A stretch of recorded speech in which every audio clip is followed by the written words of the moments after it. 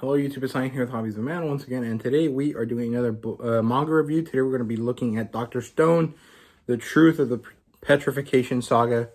And I'm not wearing my glasses today, and it probably looks kind of weird, because my glasses came undone, and I was getting them fixed, so I had to wear some contacts today. Thank God I had some, but yeah, so let's get into it. Dr. Stone, Truth of the Petrification Saga. The author here is Reichiro Inaki, and the artist, the mangaka, is Boichi, who does a great job with Dr. Stone, of course, because Boichi's badass. And it's published by Viz. The demographic here is shonen. The genres here are post-apocalyptic and sci-fi, although the sci-fi aspect isn't really truly in the general hard sci-fi, but rather the fact that the story revolves around usage of science in ways that are not exactly realistic scientific processes, right? So that's kind of how that works there. Now, of course, it has an adaptation. And in fact, I think the adaptation for this section of the story is actually coming sometime this year in season 3. And they're even doing a Ryusui, I think that's his name, episode, or like a specific kind of thing around his character. So that's pretty cool. And yeah, the premise here is basically that it's time to sail around the world. They have the Kingdom of Science gathering resources in order to actually get to go to the moon, and they have to go through all of these different islands and places in order to get what they need. But of course, they run into some trouble, and stuff happens here. So yeah, now the plotline here is actually pretty great. It's very fun and good, and has a lot of good tension. The introduction of the evil science user is pretty cool because it finally gives Senku a character who has just as much power as him, because in this world, knowledge is power, basically, because Senku has the ability to overcome anything that, pure brawn can do by itself, right? So, the most important thing here is actually brain power, right? And Senku has the most of it. So the introduction of this evil science user, who's on the same level as Senku, is actually really, really good for the series because it finally provides Senku with a proper opponent. And it actually ends up being a very, very cool moment here of like good versus evil, but not really good versus evil, rather the application of a tool for good or for evil, which I thought was really, really cool, very interesting there, and I liked it quite a lot. And I love that there was a lot of good killer moments in terms of emotion. Suika happened to be a very fun character to look at this time, and I really liked that. I thought it was fun. And overall, just really excited to see where the rest of the story goes. But it was really, really fun to see Suika be a scientist for a while. I thought it was fun. And yeah, generally very liked, and a very fun series here. And I just like that they managed to get to, or that they had a specific goal that they wanted to get to, and that it took certain steps to get there. So I thought it was really fun.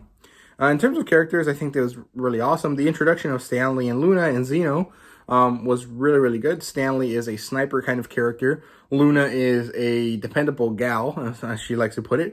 And Zeno is the evil scientist who happens to have a connection with Senku that you really wouldn't have expected there, but it ends up being really, really cool. So yeah, overall, I thought it was really cool how they were introduced there.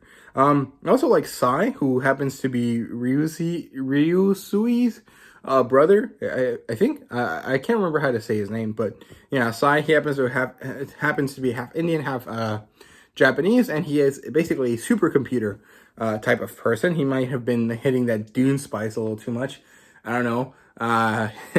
That's a joke about menthats, but I don't know if that many people that know about Dr. Stone will also know about Dune. I don't know what the cross-section of interested individuals there is, but yeah. He's pretty cool. I really like him. I think he's a fun character to add because it's someone that is basically against Ryusui in a way that is different from everyone else. So I like that a lot. And again, Suika had a really, really great moment here, and she happened to be a really good character for the series. So I like that quite a bit. In terms of world building, there's really not that much going for it. The white man is introduced again, and we get a little bit more information about them, but not very much. And I'm still curious to see who the Y-Man is, so I'm really looking forward to that. And otherwise, it's pretty cool. I really like that we finally get to learn how the Medusas work, and it basically is alien technology. So hopefully we'll get to see some actual aliens at some point. I'm not too sure, but I think it'll be pretty interesting to get to when we get to it. And I'm not sure if it actually is alien technology. Now that I'm thinking about it, they say it's too advanced for humanity. That implies aliens, but it doesn't necessarily have to mean aliens. So I'm curious to see how they're going to work that there. But it is pretty cool. And, very nice overall. And I, again, like that Senku is so smart that he can do so many things. But he still needs other people's help. So I really like the style of the story here in that sense. Now, the artwork is, of course, amazing, as it always is, because Boichi is a badass drawer, a badass artist. And there's a little bit of fan service here with Luna and Kohaku, of course. I think Isame also gets a bit of fan service here as well, but I can't exactly remember. But really good stuff overall. In terms of a rating, I would give this a 5 out of 5. It's super, super fun, super enjoyable.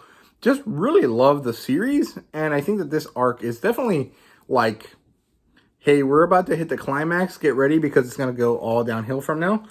So I'm pretty excited to see how that goes.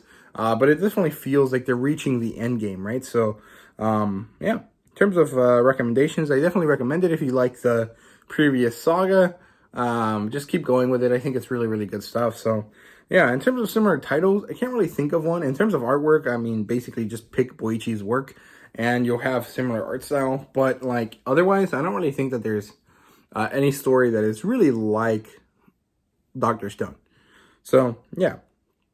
Other than that, that's all I have to say about this, about this saga today. It's a really short video, actually. I don't really have too much to say about it. So, yeah, overall, liked it, like I said. And, yeah, I hope you guys enjoyed this video. If you did, please leave a like, subscribe, and comment down below. Let me know what you thought. And thank you guys very much for watching. So, see you guys later.